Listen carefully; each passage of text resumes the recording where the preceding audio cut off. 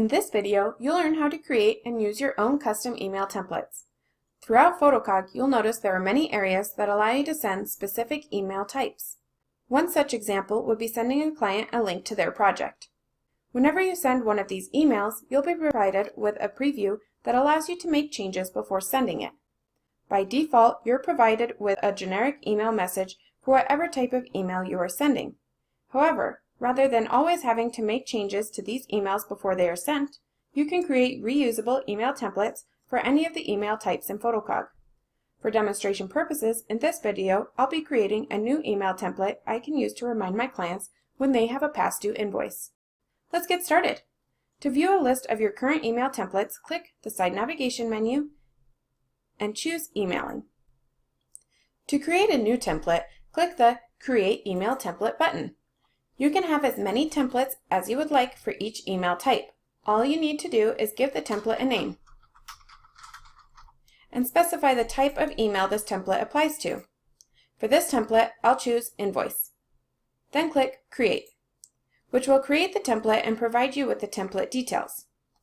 From here, you can make any adjustments to the template as necessary. You can change the email subject, as well as any of the other fields presented to you. One thing to note is that certain email types may have some additional fields that others do not. For example, project emails have a few more options to choose from. I'll go ahead and customize these fields off screen. The next thing I want to quickly demonstrate is the ability to use placeholders in any of these fields.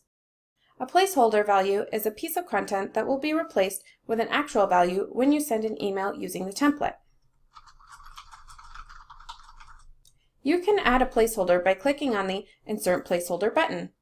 This will give you a list of placeholders to choose from. It is important to note that this list will vary between email types. For this particular one I'm working with, I'll add the remaining invoice balance.